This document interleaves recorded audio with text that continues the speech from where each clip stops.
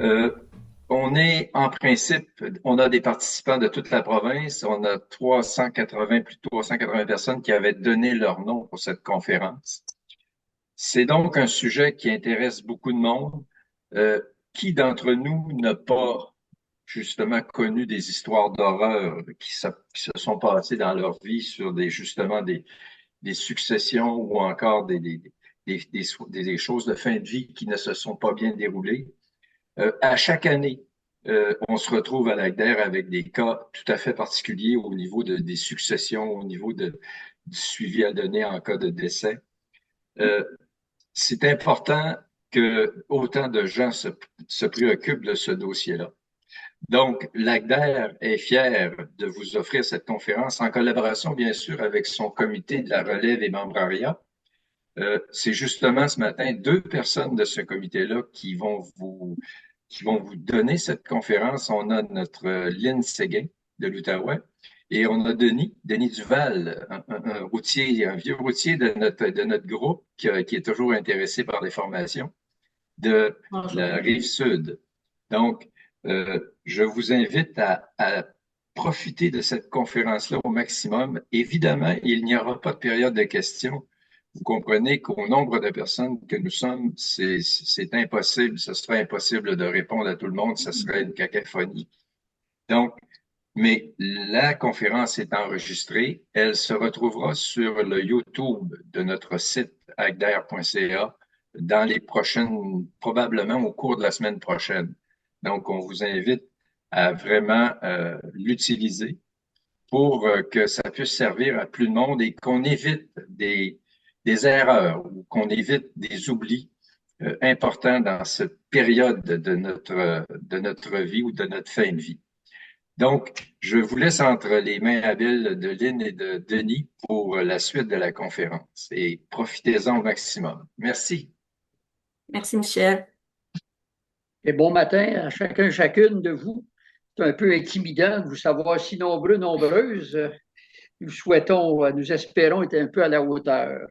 Donc, en complément des éléments qui ont été mentionnés dans l'invitation qui vous a été faite, ma collègue Lynn et moi souhaitons que notre entretien de ce matin vous serve d'outil de travail dans votre démarche personnelle de préparation de vos dossiers. Nous ne sommes pas des experts juridiques et financiers, mais nous sommes heureuses de vous présenter le résultat de nos recherches. Nous espérons que vous y trouverez des pistes de solutions en tenant compte de votre situation personnelle. Sur ce, je cède la parole à ma collègue Lynn qui va débuter cet entretien.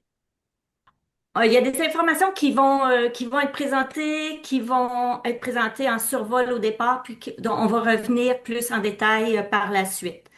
Donc, il y a beaucoup d'informations. On va tenter d'être le plus clair possible. Donc, quand on pense à la gestion de fin de vie, on pense à préparer la planification successorale. Donc, on a ressorti les éléments qui font partie de la planification successorale. Ceux-ci se préparent à différents moments dans la vie. Donc, rassembler les documents officiels, faire l'inventaire de mes dettes et de mes biens.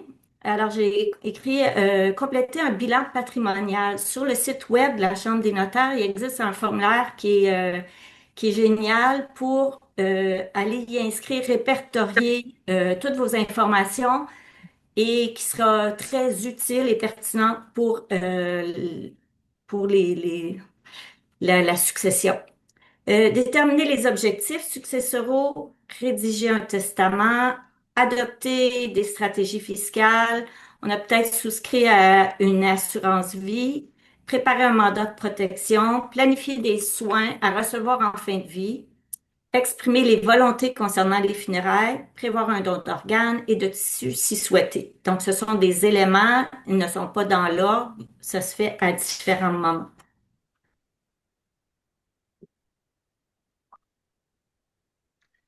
Donc, ce qui m'amène dans un premier temps à vous parler de la loi québécoise concernant les soins de fin de vie. Donc, à l'écran, vous pouvez y voir les principaux éléments de cette loi concernant les droits de la personne. Donc, chaque personne a droit de recevoir des soins de fin de vie. L'aide médicale à mourir, eh bien, il y a deux éléments possibles. Donc, il y a une demande contemporaine, donc qui peut se faire à la toute fin de notre vie, puis il y a une demande anticipée, je vais y revenir. Nous avons le droit de refuser ou d'arrêter un soin. Nous avons le droit d'être représentés, sauf pour la demande de l'aide médicale à mourir, qui peut être faite que par la personne, évidemment, et nous avons le droit d'exprimer nos volontés. Concernant l'aide médicale à mourir, l'Association québécoise pour le droit de mourir dans la dignité a produit un document, un formulaire de demande anticipée d'aide médicale à mourir. Évidemment, vous comprendrez que c'est bien encadré, parce qu'il ne s'agit pas de demander un suicide, c'est l'aide médicale à mourir, mais on anticipe si on prévoit que dans les derniers temps de notre vie, on ne sera pas en mesure de le demander, évidemment, à certaines conditions. Donc, si vous allez sur la loi concernant les soins de fin de vie, vous avez tout le détail concernant cette fameuse aide médicale à mourir.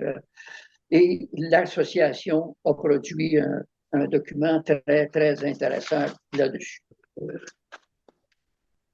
Ça nous amène aux formules testamentaires. Donc, je n'élaborerai pas trop sur les formules testamentaires. Évidemment que la formule la plus sûre, si on veut, c'est le testament notarié. Mais on peut faire un testament également devant témoin, rédigé par un avocat. Il y a des testaments devant témoin avec un formulaire préimprimé, testament holographe.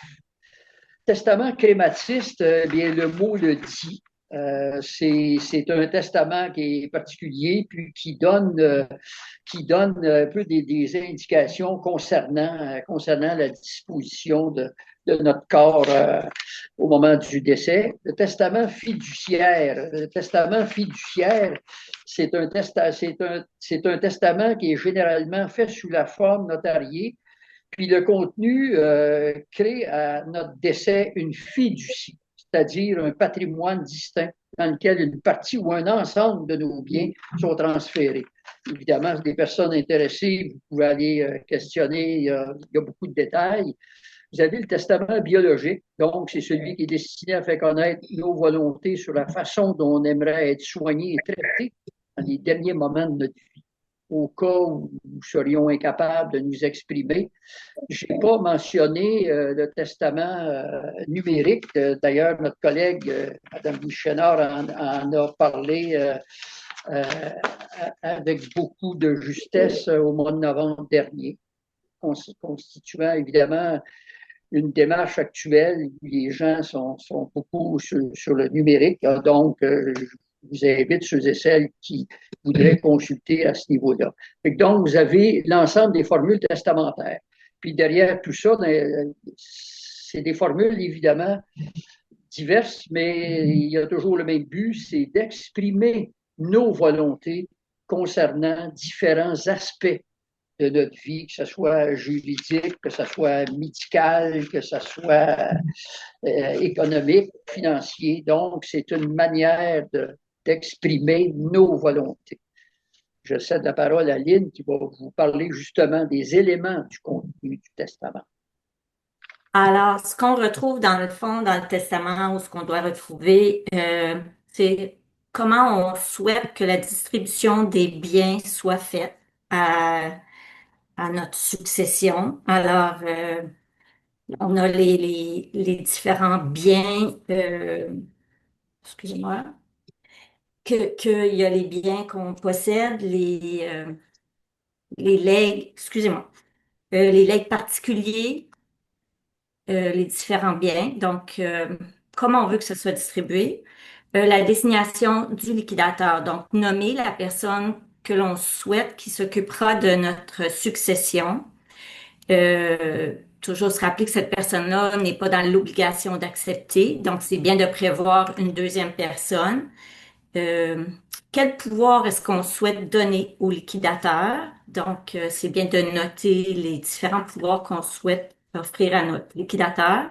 Et on prévoit aussi souvent là, la rémunération du liquidateur. Donc, est-ce qu'il y a des dépenses qui seront encourues? Est-ce qu'on souhaite qu'on puisse reconnaître ces dépenses-là? Denis, est-ce que tu voulais ajouter quelque chose sur les éléments du testament? Très clair. OK. Alors, quelles sont les décisions à prendre maintenant? Donc, est-ce que je veux faire des préarrangements funéraires ou pas? Si on décide de faire des préarrangements funéraires, qu'est-ce que ça implique? Alors, le cimetière ou un columbarium ou autre chose? Est-ce qu'on souhaite être embaumé s'il y a une exposition? Est-ce qu'on souhaite être enterré dans un cercueil? Est-ce qu'on souhaite...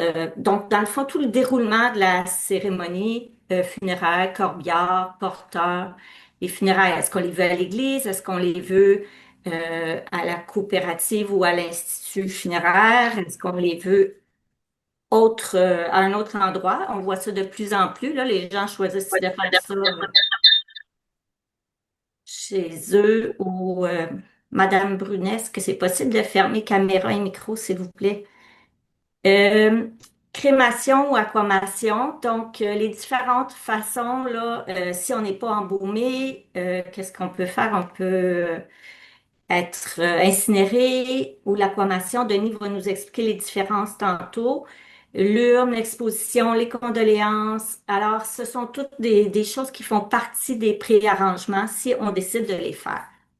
Si on décide de ne pas les faire, ben, c'est-à-dire qu'on laisse à la succession prendre les décisions qui nous concernent. Alors, qu'est-ce qui arrive les heures suivant le décès? Donc, on doit prendre acte du décès, donc les actions à entreprendre lors d'un décès. Donc, le constat de décès. Le constat de décès est fait par le médecin ou le coroner. Avant ça, c'est vraiment là qu'on officialise le décès. Ensuite de ça, on va envoyer le corps à l'organisme de funéraire. Et là, on va faire la déclaration du décès. Donc, c'est rempli souvent par le directeur funéraire et c'est envoyé au directeur de l'état civil. Donc, le médecin constate, mais ensuite, il y a le document envoyé à l'état civil pour confirmer ou déclarer le décès. Par la suite, donc, on veut avoir le certificat de décès qui vient nous fournir le document officiel pour pouvoir procéder dans la succession.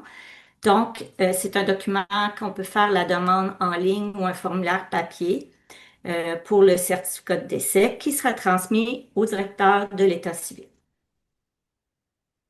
Je voudrais rajouter que vous avez un petit astérisque à côté de constat de décès, puis l'acte de décès, certificat de décès, ces deux documents-là, c'est essentiel pour pouvoir poursuivre si on veut qu'il y ait des inhumations, si on veut qu'il y ait... Donc, ces deux documents-là, c'est essentiel, c'est vraiment le point de départ pour poursuivre les étapes dans notre dossier. Alors, les rites funéraires, donc, il faut préparer les funéraires.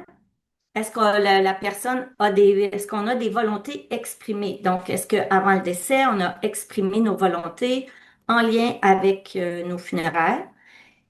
Ou est-ce que les volontés sont inconnues? C'est-à-dire peut-être qu'on les a notées quelque part, puis qu'on n'en a jamais discuté avec notre succession, ou simplement qu'on n'en avait pas nommé, on n'en avait pas écrite nulle part. Donc, ce sera à gérer complètement par la succession. Donc, si les volontés sont exprimées, c'est sûr que c'est la succession qui va les gérer, mais selon ce qu'on désirait. Et si les volontés sont inconnues, alors la succession pourra prendre les décisions euh, selon leur bon jugement, en nous connaissant, naturellement. Un dernier repos sur mesure. Donc, encore là, il y a beaucoup de choix qui se présentent. Est-ce avec quelle entreprise funéraire ou quel service funéraire on veut faire affaire, ou on peut faire affaire dans notre région? Est-ce que ce sera l'embaumement ou la crémation? Est-ce qu'il y a une cérémonie commémorative? Quels sont les choix et les contraintes budgétaires? Alors, on va y aller un petit peu plus en détail. Tantôt, on va voir qu'il y a du choix. Et donc, ensuite de ça, qu'est-ce qu'on fait avec le corps? Donc, une fois qu'on a souligné le décès, qu'on a fait ce qu'il y avait à faire pour le corps, qu'est-ce qu'on fait pour s'en disposer? Alors, encore là, il y a différentes façons de le faire, puis vous allez voir qu'on en a appris, en tout cas, moi j'en ai appris en faisant la présentation avec Denis, que la société se modernise par rapport à ça et par rapport à différentes problématiques ou situations environnementales. Donc, il y a l'inhumation, l'enfouissement, la mise en niche qui sont des possibilités. Prochaine diapo, c'est pour vous donner un aperçu de quels sont les coûts des funérailles. Donc, c'est quand même assez dispendieux selon les choix que l'on fait. C'est le prix moyen au Canada, là, janvier 2026. Donc, on parle de l'incinération qui peut varier entre 350 et 600 dollars. Euh, l'urne, le prix de l'urne qui varie entre 100 et 5 000 dollars. Le cercueil, le transport, l'embaumement, le lot au cimetière, le monument, la mausolée, l'exposition et la cérémonie. Donc, il y a beaucoup de facteurs à considérer. Il y a le temps, il y a le choix du célébrant. Donc, on voit que les funérailles d'une personne à l'autre vont varier selon les désirs euh, du défunt qui ont été exprimés avant ou de la famille ou de la succession par la suite. Alors, ce sont vraiment des exemples, des coûts approximatifs. Maintenant, Denis va nous amener un peu dans l'histoire. Donc, vous dire que on a parlé tantôt, la crémation, ça existe depuis 1963 d'une façon plus répandue, si on veut. Mais techniquement, il y a des endroits qui ont débuté avant mai 1963. Depuis 40 ans, à peu près, depuis 1985, on peut maintenant faire une cérémonie à l'église, cérémonie religieuse avec une urne. Aller jusqu'en 85, les cérémonies à l'église, c'était avec un cercueil. De 85 à 95, les multinationales avaient pris 45 de part du marché au Québec. En passant, c'est un marché qui est très lucratif. Et un jour, un dénommé M. Lucien Bouchard a décidé qu'on allait prendre en main cette industrie, entre guillemets. Donc, il a investi des fonds importants et sont apparus nos, Coopérative. nos coopératives funéraires, entre autres. Et ça a eu comme effet de chasser un peu les multinationales. Fait que maintenant, il y a beaucoup moins de multinationales, donc américaines ou ailleurs. Il reste un groupe américain, un groupe ontarien, entre autres, mais qui n'ont pas énormément de place au Québec.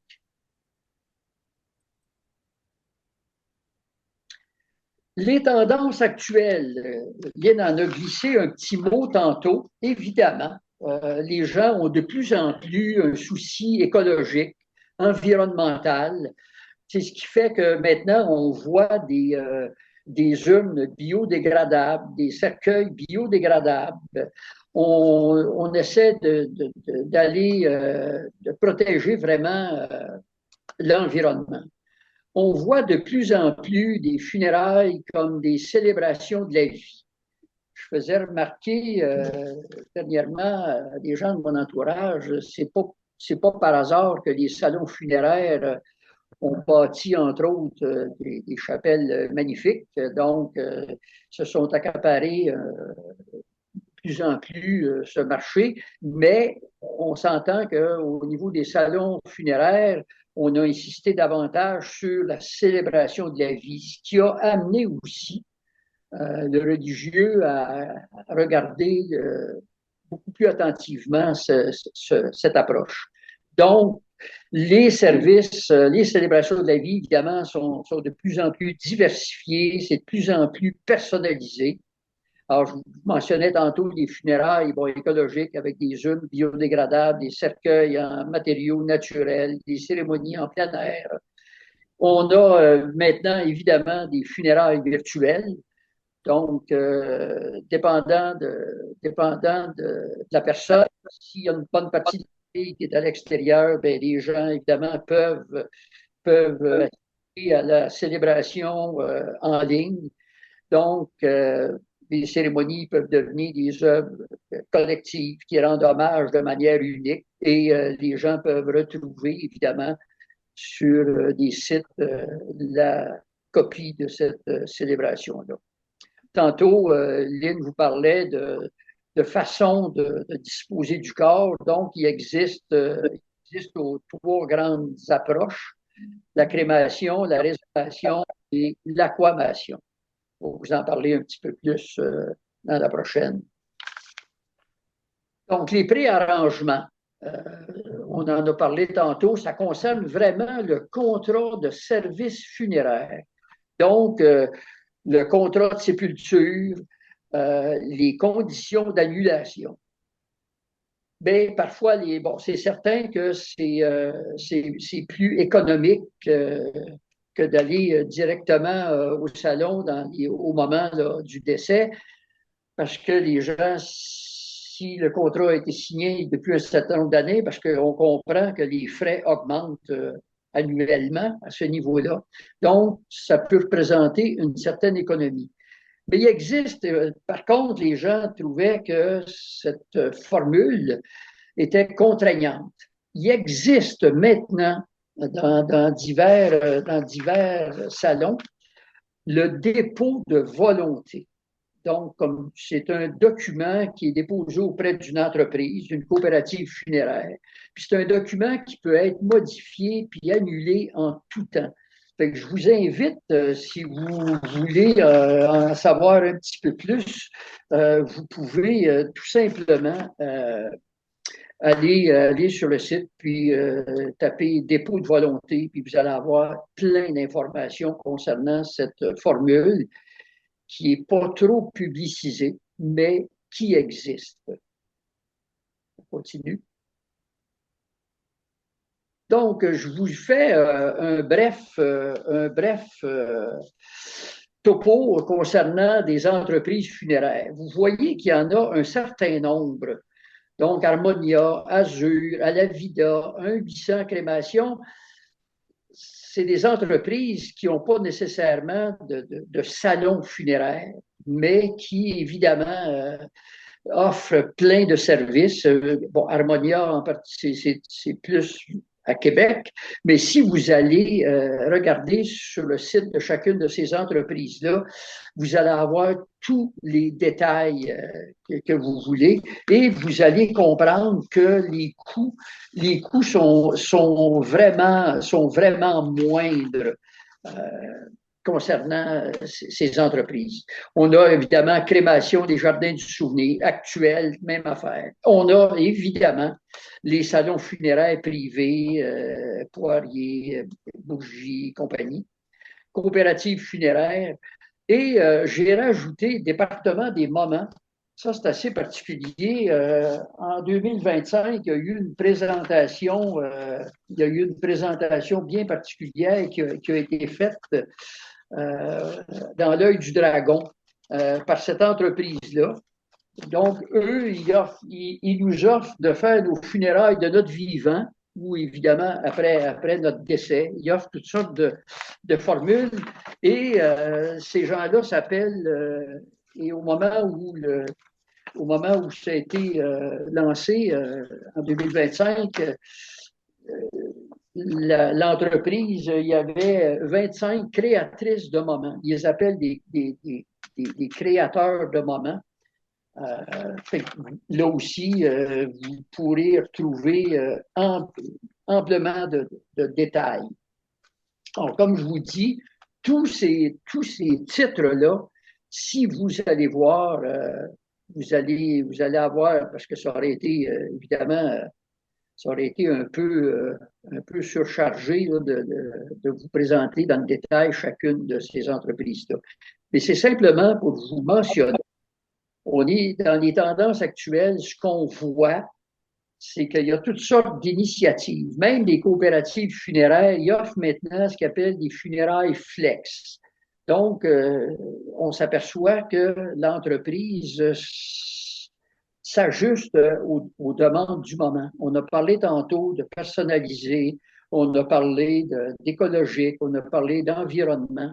Donc, toutes ces entreprises sont très, très attentives et c'est laquelle serait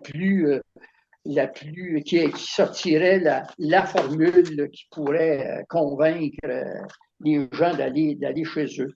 Donc, simplement vous dire, voyez-vous, si je lis tout simplement Département des moments, notre mission, célébrer la vie de manière unique après un départ, avec une alternative lumineuse aux funérailles traditionnelles, mais également avant, pour les gens en fin de vie.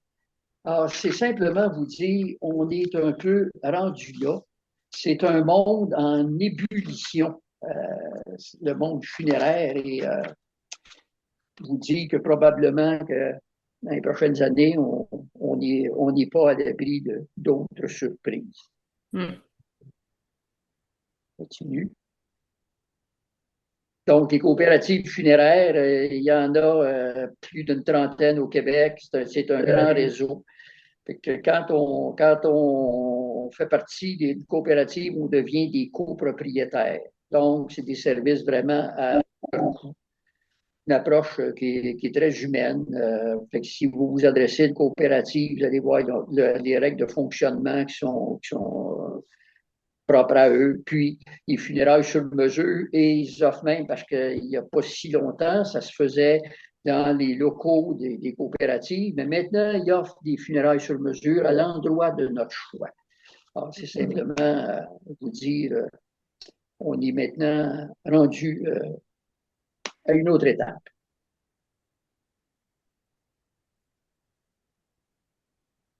Alors, lors d'un décès, il existe la prestation de décès et RRQ. Donc, le but, c'est d'aider à payer ou à défrayer les frais funéraires. J'ai pas la date, peut-être que Denis, tu l'as. C'est un montant maximal de 2500 et ce montant-là est le même depuis Plusieurs 20 ans, années. 10 ans, au moins 10 ans, là, mais peut-être sinon plus. C'est pratiquement depuis les débuts de la RRQ des années 60. Alors, on s'entend que ça ne couvre pas l'entièreté des frais funéraires, mais quand même, ça vient donner un petit coup de main. Les conditions, c'est que la personne doit avoir cotisé au régime des rentes du Québec au cours de sa vie. Puis, il y a différents moments, là. Donc, la prestation est versée à la personne qui a payé les frais funéraires et elle est imposable. Donc, lorsqu'on va à l'entreprise funéraire, c'est eux qui s'occupent, souvent, là, c'est l'entreprise funéraire qui s'occupe de faire la demande pour cette somme-là, qui va être envoyée directement à la personne qui vient faire les arrangements funéraires. Ça doit être présenté dans un délai de 5 ans suivant la date du décès. Donc, si jamais l'entreprise funéraire ne fait pas ce suivi-là ou peu importe, on a 5 ans pour faire la demande. Et donc, comme je disais tantôt, le but, c'est d'aider, soutenir les dépenses en lien avec les funérailles. Donc, on parle de frais funéraires admissibles, embaumement, incinération, cercueil, urne, exposition, service funèbre, monument, et il y en a d'autres. Donc, on atteint rapidement le 2500 $.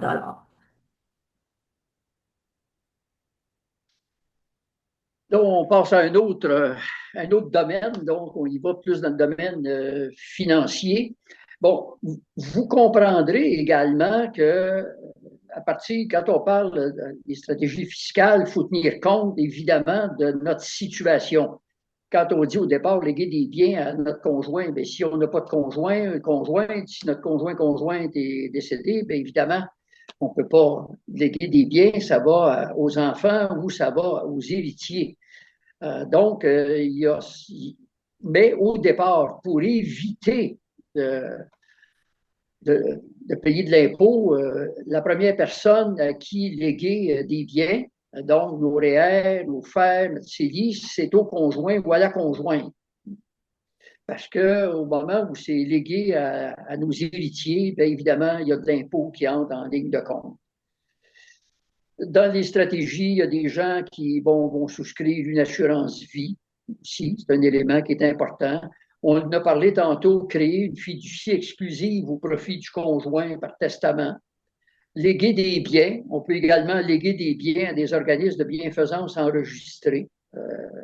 C'est bien aussi. Puis, on peut donner quelques biens à nos proches de notre vivant.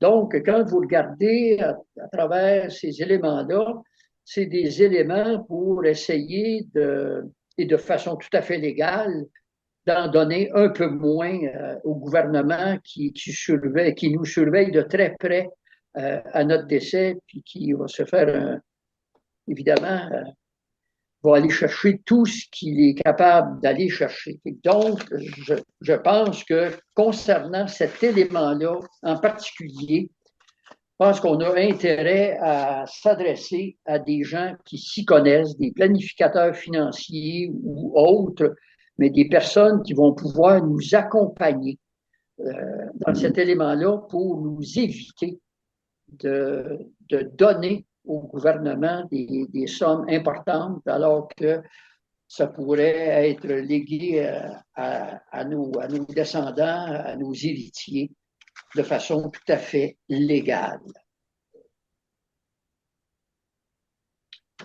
Donc, l'impôt au décès. Quels sont les actifs qui sont non imposables au décès? Évidemment, notre résidence principale, si on en a une, les placements à l'intérieur d'un CELI.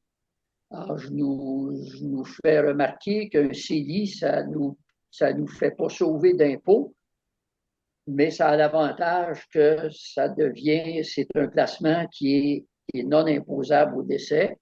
Le contenu des comptes bancaires, un capital d'assurance vie. Quels sont les actifs imposables au décès? Le REER, le FER, les gains en capital, donc chalets, terrains, des actions, des immeubles à revenus. Ces éléments-là qui sont importants de bien vérifier. Puis comme je disais tantôt, le REER, évidemment, s'il est transféré à notre conjointe, c'est non imposable.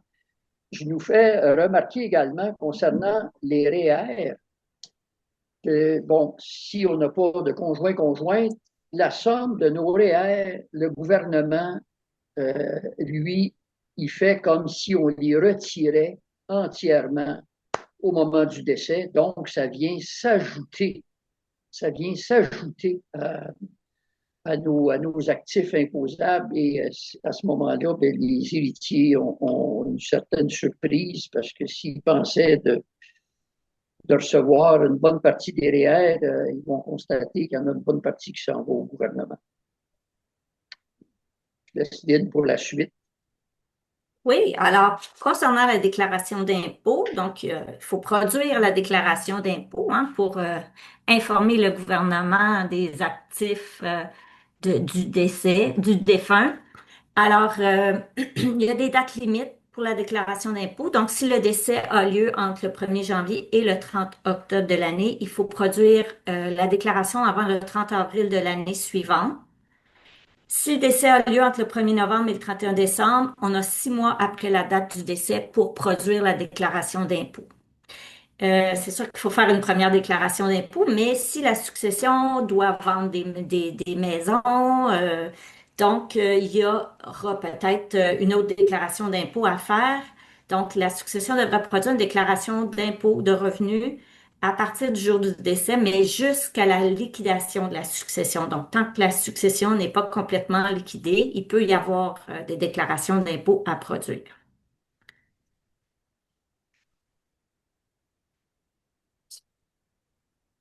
Alors, quelles sont les composantes de la déclaration d'impôt pour la personne défunte? Donc, il faut dresser l'inventaire des biens au coût et à la valeur, à la juste valeur marchande.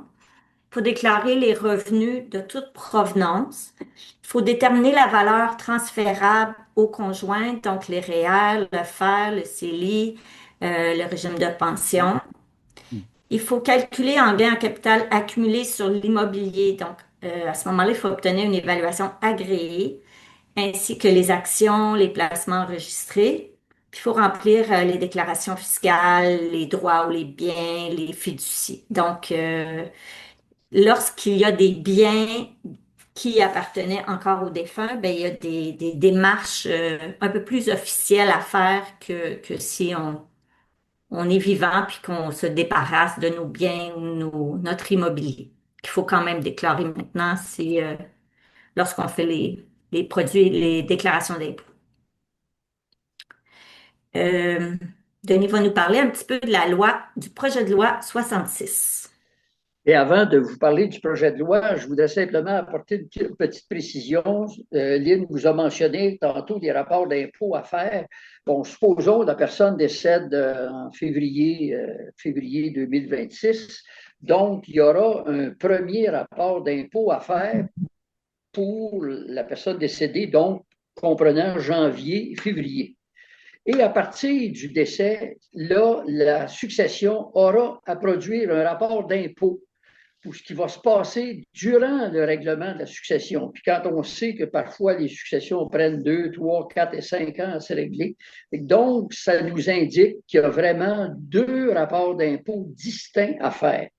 Donc, du vivant de la personne, à moins que la personne soit décédée le 31 décembre, bien évidemment, là, ça va être l'année en cours, mais donc, il y a une partie d'année, l'année du décès, il faut faire un rapport d'impôt comme on fait chacun de nous durant l'année concernée. Mais la succession doit en faire un autre et tantôt, Lynn vous mentionnait différents éléments. C'est là que va entrer toute la question des ventes, de tout, la liquidation, évidemment, des biens. Donc, le projet de loi 66. S'il y a des gens qui veulent lire ce projet de loi, c'est un projet de loi qui est assez volumineux, mais je me suis permis de vous sortir 3 articles en particulier concernant la disposition des cendres. Parce qu'un jour, le gouvernement a voulu encadrer cette opération-là. Donc, vous pouvez voir que les cendres humaines ne peuvent être remises par l'entreprise de services funéraires qu'à une seule personne. Puis ils peuvent l'être dans un ou plusieurs contenants dans lesquels l'ensemble des cendres doit être réparti. L'entreprise a la responsabilité de les remettre à une personne, pas à 3 personnes.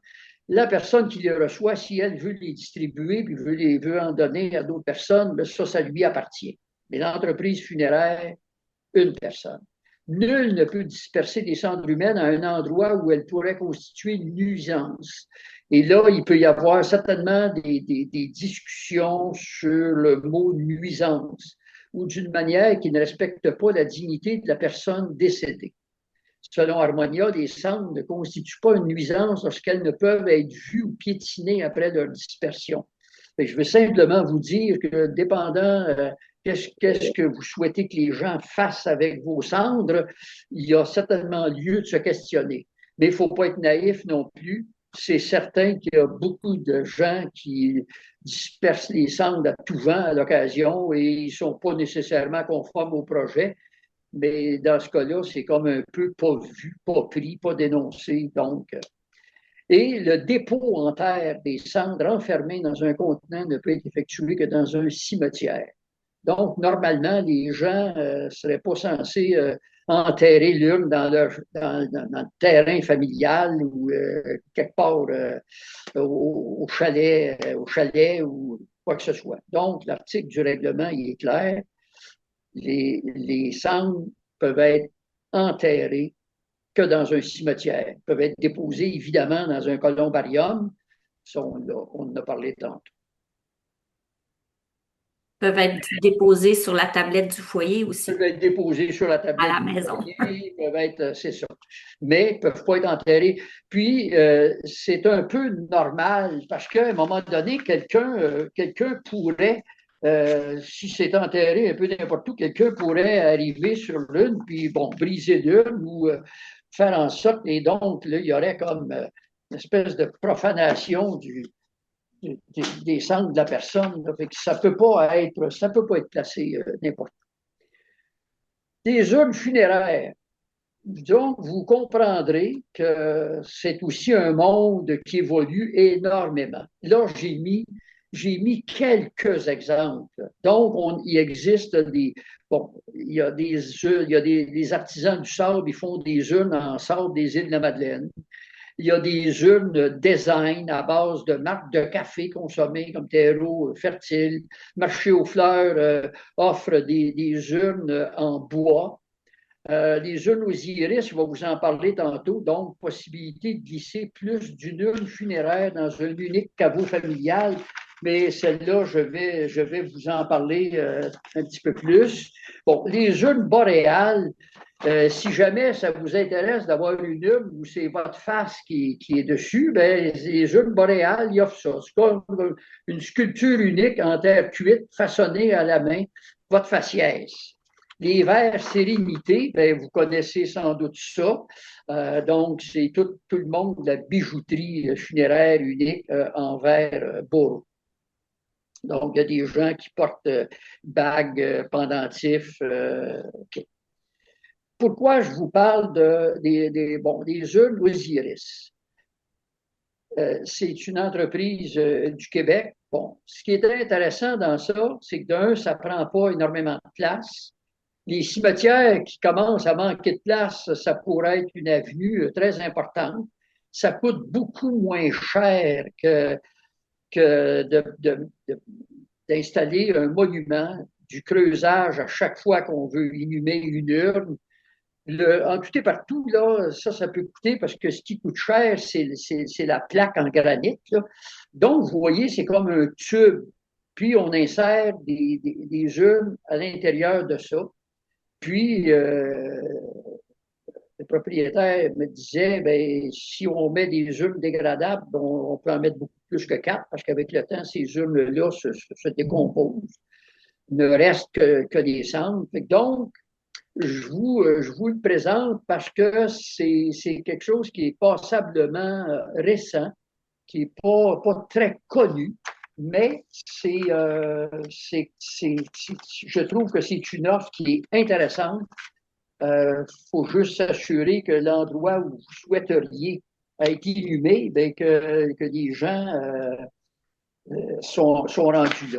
Donc, le caveau, on parle d'à peu près 300 $, puis la plaque, on parle d'à peu près 1800 $. Mais quand vous considérez, et ça fait que vous n'avez pas besoin d'un très grand terrain, et ça fait que vous n'êtes pas obligé de creuser chaque fois que vous voulez déposer une urne dans un terrain régulier ou cimetière.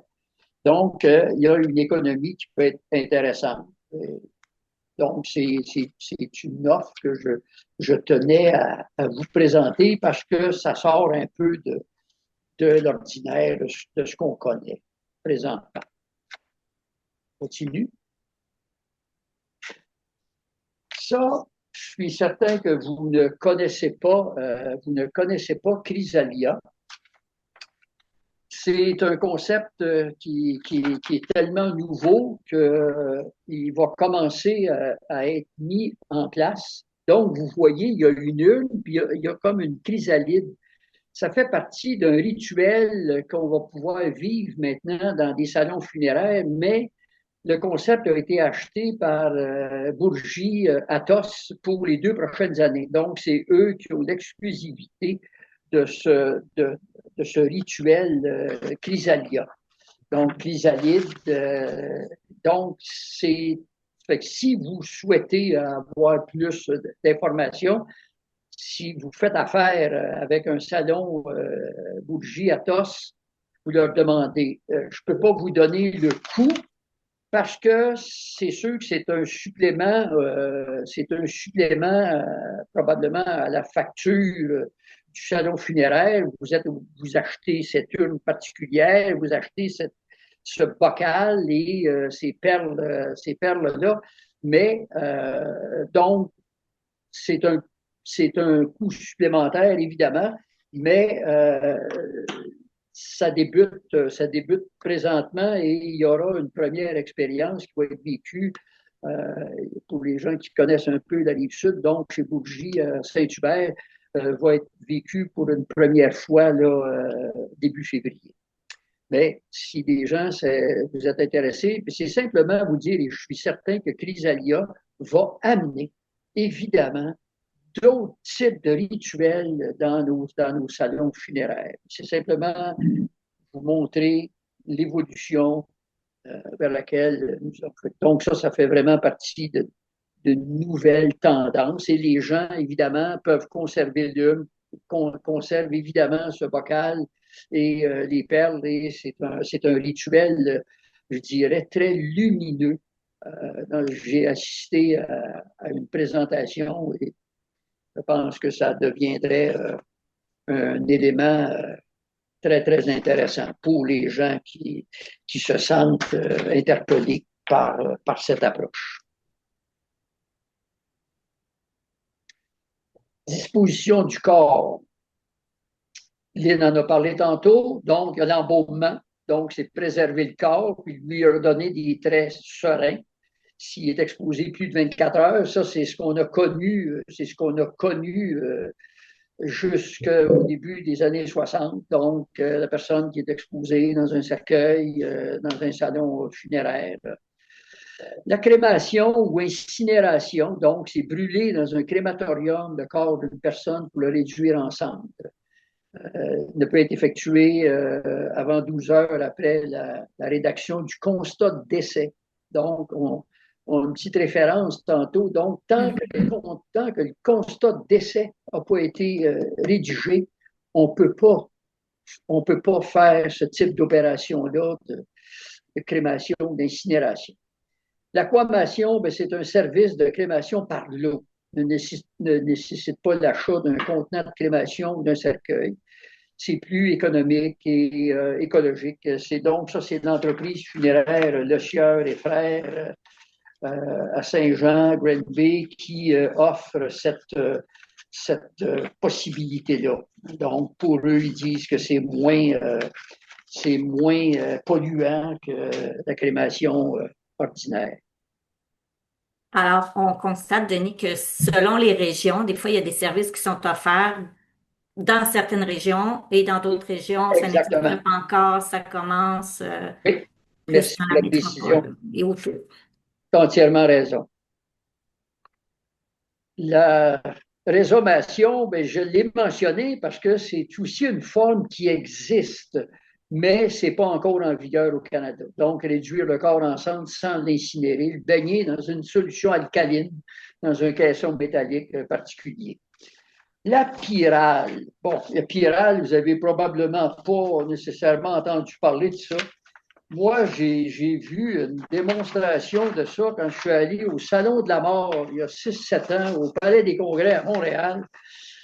Bon, c'est une capsule hermétique dans laquelle l'azote remplace l'air ambiant, ce qui assure la non-putréfaction du corps, lui permettant de se déshydrater lentement sur une durée allant de 50 à 99 ans. Donc, si vous voulez que les gens continuent de vous voir pendant 90 ans, vous pouvez opter pour la pyrale. Mais évidemment, c'est des coûts assez particuliers.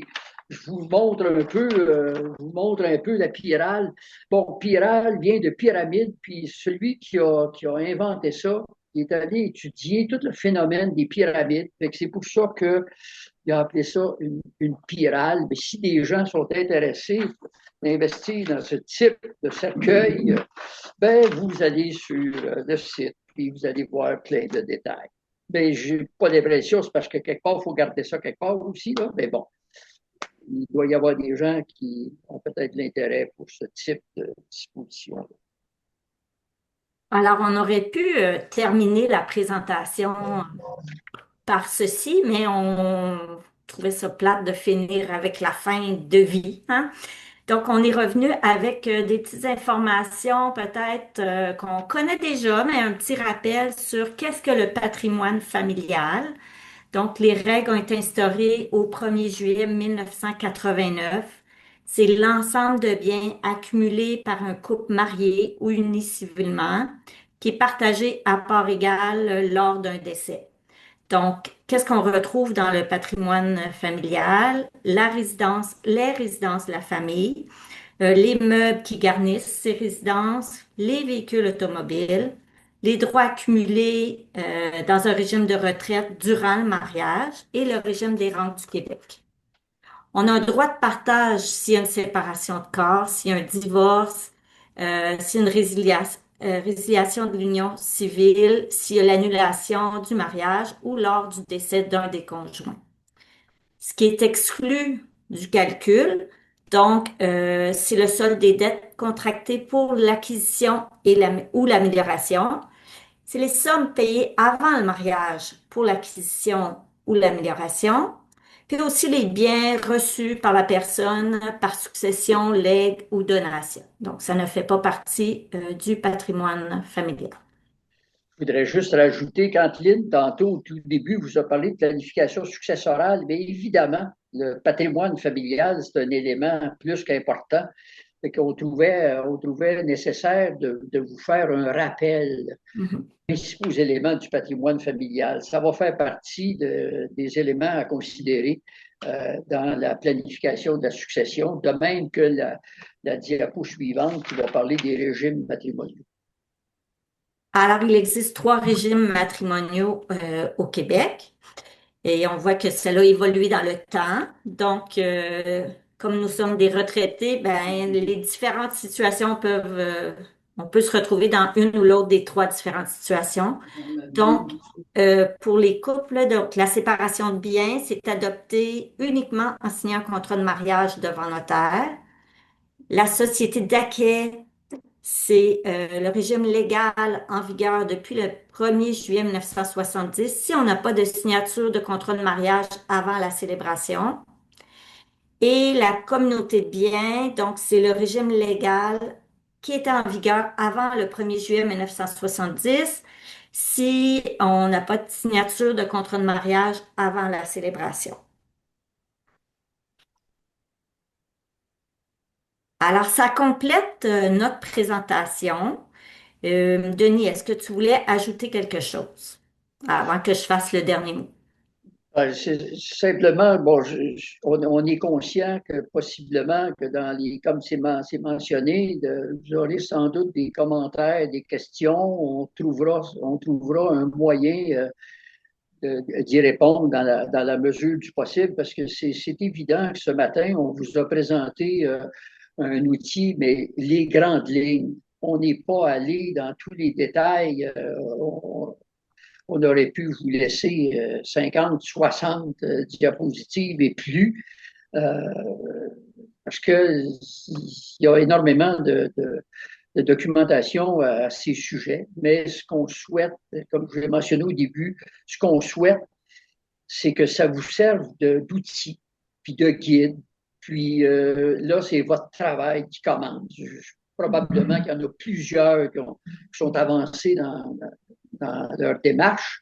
Mais moi, ce que je souhaite, c'est que, parce que tantôt, notre président l'a mentionné, des gens qui partent sans écrit, sans expression de volonté, sans testament, on va vous dire que pour les gens qui ont à régler ces successions-là, c'est énormément de problèmes. Je pense que c'est pas de rendre service à nos proches, de laisser dire, ben, faites ce que vous voulez. Et dans ce temps-là, également, il faut penser que le gouvernement va se servir abondamment. C'est sûr, on lui laisse la place. Donc, ce que ma collègue Lynn et moi, on souhaite, c'est que ces quelques éléments-là vous permettent vous donnent des références, puis vous permettent de vous faire une tête, parce que chacune de nous autres, on est concerné à différents niveaux dans le document qu'on vous a présenté. Alors, merci Denis. Comme Denis le disait aussi, là, donc c'est vraiment, nous ne sommes pas des spécialistes légaux, nous ne sommes pas des spécialistes fiscaux. On a plutôt ramassé toutes les informations qu'on pensait qui pouvaient être pertinentes à partager. Euh, c'est notre première, donc peut-être qu'il y aura lieu d'améliorer notre présentation. Donc, n'hésitez pas, si vous avez des commentaires ou des questions, vous pouvez écrire un courriel à info@agder info@commercialagdac.ca. Puis, comme Denis le disait, là, on va faire notre possible pour faire un suivi là-dessus. Alors, je Je laisse vais la dire, parole à Jean-Louis. oui. Alors, bonjour tout le monde. Juste pour vous dire, d'abord, dans un premier temps, merci beaucoup à Lynn et à Denis pour cette recherche et cette présentation à tous. Le vidéo, il devrait y avoir une vidéo qui va être produit dans les prochains jours. Alors, quand il sera disponible, moi, ce que je vais faire, je vais envoyer le PowerPoint en forme PDF. Je vais l'envoyer à tout le monde avec également le lien pour visionner la vidéo. Alors, probablement qu'au courant de la semaine prochaine, là, vous pourriez recevoir ça, donc vous auriez tous les détails. Au départ, aujourd'hui, il y avait quand même au-delà de 300 personnes d'inscrits. Il y en a une cinquantaine ce matin qui m'ont écrit, une cinquantaine de courriels que j'ai reçus pour me dire qu'ils ne pouvaient pas être là. Alors, vous pouvez voir les éditions le maximum qu'on a eu, c'est près de 200 personnes dans le courant de la présentation. Alors, moi, si un gros merci encore une fois. Là, je vois des cœurs, des mains levées, etc. Donc, les gens étaient assez contents. Moi, je garderais peut-être Lynn et Denis en ligne avec moi et les autres, vous pouvez nous quitter. La conférence est maintenant terminée.